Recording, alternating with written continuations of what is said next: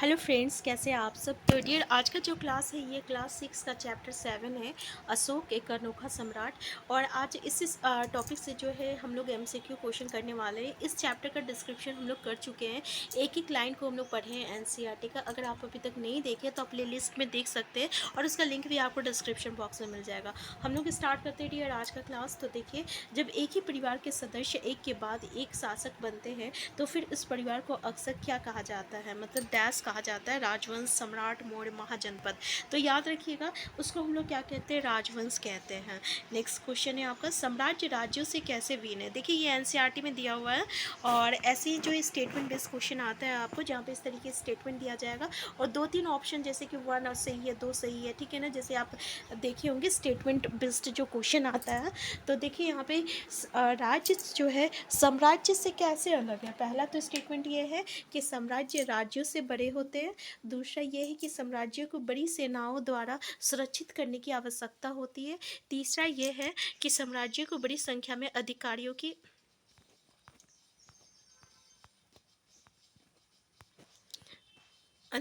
की आवश्यकता होती है जो कर एकत्र करते हैं और ये सभी। तो देखिए, बिल्कुल सही बात है कि साम्राज्य जो होता है ना, राज्य से बड़ा होता है और इसलिए उसको बहुत ही बड़ी सेना की ज़रूरत होती है, ठीक है। और इसके लिए उसकी आवश्यकता के लिए जो है पूरी करने के लिए उन्हें जो है कर एकत्र करना पड़ता है। कर एकत्र करते हैं, मतलब कि जैसे कोई किसान के जो उत्पादन करता है उस पर कर होता है, उसके जैसा उत्पादन रहेगा वैसा उसका कर होगा। इसी तरह व्यापारियों का उसके व्यापार पर कर लगाया जाता था, कारीगरों पर लगाया जाता था और हर एक लोगों पे जो है उस कर लगाया जाता था उसके अनुसार। तो आंसर क्या हो जाएगा, आंसर डी हो जाएगा। तो इस तरीके से सम्राट जो है ना राज्यों से अलग था। नेक्स्ट क्वेश्चन है, डैश दुनिया के इतिहास में एकमात्र राजा है जिसने युद्ध जीतने के बाद विजय को त्याग दिया। तो पहला है चाणक्य, चंद्रगुप्त, अशोक, बिंदुसार। तो ये हम लोगों को पता है डियर, और आप सुने होंगे कि राजा अशोक जो थे, सम्राट अशोक, ये जो है जब राजा बने थे ना, उसके 8 साल के बाद जो है आपका कलिंग का युद्ध हुआ था। कलिंग कहाँ है, क्वेश्चन ये भी आता है। तो कलिंग जो है ना, ये आपका उड़ीसा में है। और ये जब युद्ध हुआ था ना, तो इसमें लाखों लोग मरे हुए थे, ठीक है। लाखों लोग, उसका खून देखकर जो है ये इसका हृदय जो है परिवर्तन हो गया था। और ये जो है उसके बाद अपना मतलब कि तलवार त्याग दिए थे और तब इन्होंने जो है आपका धम्म का सहारा लिया था। और इन्होंने अपने अभिलेख में जो है इसकी अभिलेख है, कितने अभिलेख है ये क्वेश्चन आता है। तो 14 अभिलेख है इनमें इसका। और इसमें जो 13वें अभिलेख है ना, इसमें आपका जो कलिंग युद्ध है ना उसका वर्णन देखने को मिलता है, ठीक है। तो क्लियर है ना, क्वेश्चन यहाँ से आता है तो इस बात को ध्यान दीजिएगा। राजा अशोक हो जाएगा आंसर सी। नेक्स्ट क्वेश्चन है, डैश दुनिया के इतिहास में, क्वेश्चन नंबर 4 है कि निम्नलिखित में से कौन सा जानवर हमारे राष्ट्र प्रतीक में दिखाया गया है। बाघ, शेर, घोड़ा, हाथी। तो ये आपका शेर को जो है हमारे राष्ट्र प्रतीक में जो है दिखाया गया है।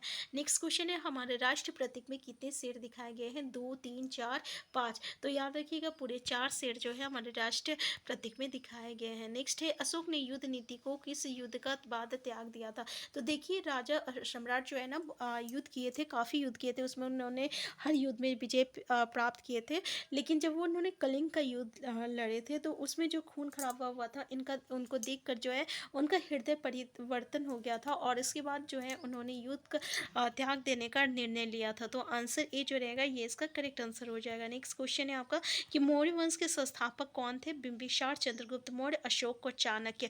तो देखिए, मौर्य वंश के जो संस्थापक थे ना, ये आपका चंद्रगुप्त मौर्य थे। और चंद्रगुप्त मौर्य का जो बेटा है ये आपका बिंबिसार था और बिंबिसार का बेटा जो है ये सम्राट अशोक था, ठीक है। तो क्वेश्चन ये भी पूछा जाता है कि सम्राट अशोक किसके पौत्र थे। तो वो आपका चंद्रगुप्त मौर्य के पौत्र थे। तो याद रखिएगा। नेक्स्ट क्वेश्चन है आपका कि कलिंग किस राज्य में है। अभी हम आपको बताए थे कलिंग जो है ये आपका उड़ीसा में है। नेक्स्ट क्वेश्चन है आपका कि अर्थशास्त्र किसने लिखा। अशोक, बिंदुसार, चंद्रगुप्त और चाणक्य। तो अर्थशास्त्र जो है ना ये आपका चंद्रगुप्त, सॉरी, ये आपका चाणक्य लिखा था। आंसर डी इसका करेक्ट आंसर हो जाएगा, ठीक है। चाणक्य जो कि आपका राजा अशोक का जो चंद्रगुप्त का जो है ये आपका गुरु था और इसी के कारण जो है चंद्रगुप्त जो है अपने हर मतलब में सफल होता था। तो आंसर क्या हो जाएगा, आंसर डी हो जाएगा। नेक्स्ट क्वेश्चन है, अशोक ने किस धर्म का पालन करने को कहा। अशोक ने किस धर्म को पालन करने को कहा? धर्म का, हिंदू, मुस्लिम, ईसाई। तो देखिए इन्होंने धर्म का पालन करने को कहा। ठीक है, जब कलिंग युद्ध हुआ था उसके बाद जो इन्होंने तलवार त्याग दिया था, उसके बाद इन्होंने धर्म को अपना लिया था। नेक्स्ट है, सर्वप्रथम ब्राह्मी लिपि को किसने पढ़ा? देखिए ये जो राजा अशोक जो है ना, इन्होंने अभिलेख का सहारा लिया था अपनी बातों को लोगों तक पहुंचाने के लिए। इन्होंने अभिलेख का सहारा लिया था अपनी बातों को लोगों को तक पहुंचाने के लिए। तो इन्होंने अभिलेख में जो है ब्राह्मण लिपि से लिखा था, और ये जो है सबसे पहले ये जो अभिलेख है ये ब्राह्मण लिपि में लिखी गई थी, वो आपका जेम्स प्रिशप ने पढ़ा था। तो सर्वप्रथम ब्राह्मण लिपि को किसने पढ़ा? तो जेम्स प्रिशप ने पढ़ा था। नेक्स्ट है, चंद्रगुप्त मौर्य के समय किस यूनानी राजा का राजदूत मैगंथिस भारत आया था? तो देखिए चंद्रगुप्त मौर्य के समय जो है सैलिकस निकेटर इस राजा का जो है राजदूत, मतलब कि किस यूनानी राजा का राजदूत मैगंथिस भारत आया था? तो सैलिकस निकेटर का राजा था, उसके राजदूत मैगंथिस जो है ये आपका भारत आया था। तो याद रखिएगा। नेक्स्ट क्वेश्चन है आपका कि किस युद्ध को जीतने के बाद अशोक का मन दुख से भर गया था? तो अभी हम आपको बताए थे कि कलिंग का युद्ध जीतने के बाद उसका जो लाखों लोग का खून देख के इसका जो है हृदय चेंज हो गया था और इसका मन जो है दुख से भर गया था। नेक्स्ट है, अशोक के राजा बनने के कितने वर्ष बाद कलिंग का युद्ध हुआ था? तो याद रखिएगा अभी हम बताए थे आपको 8 वर्ष जो है 8 वर्ष के बाद जो है ये कलिंग का युद्ध हुआ था। नेक्स्ट क्वेश्चन है, अशोक के साम्राज्य में जनपदीय न्यायालय के न्यायाधीश को क्या कहा जाता था? ग्रामिक, सम्हारता, पुरोहित और राजुक। तो याद रखिएगा इसका आंसर हो जाएगा, आपका आंसर डी हो जाएगा, राजुक कहा जाता था। ठीक है, जनपदीय न्यायालय के जो न्यायाधीश होते हैं उसको राजुक कहा जाता है। नेक्स्ट है, कलिंग युद्ध में कितने लोगों की मृत्यु हुई? 1,000, 1,00,000, 10,000, 10,00,000। तो 1,00,000 लोगों की मृत्यु हुई थी कलिंग युद्ध में। नेक्स्ट है, किसके उपदेश ने सम्राट अशोक को प्रभावित किया था? महावीर, कन्फ्यूशियस, महात्मा बुद्ध और ईसा मसीह। तो याद रखिएगा महात्मा बुद्ध के उपदेश ने सम्राट अशोक को प्रभावित किया था। नेक्स्ट है, नेक्स्ट क्वेश्चन है, मौर्य वंश का प्रमुख राजा कौन था? चंद्रगुप्त मौर्य, बिंदुसार, तो अशोक। तो ये सब जो थे ये आपका मौर्य वंश का राजा थे। तो जैसे कि चंद्रगुप्त जो है, चंद्रगुप्त का बेटा जो था बिंदुसार था, बिंदुसार का बेटा कौन था? अशोक था। ये सब जो है मौर्य वंश के राजा है। नेक्स्ट है, सम्राट अशोक कहाँ का शासक था? काशी, मगध, वैशाली, कलिंग। तो ये आपका मगध का शासक था।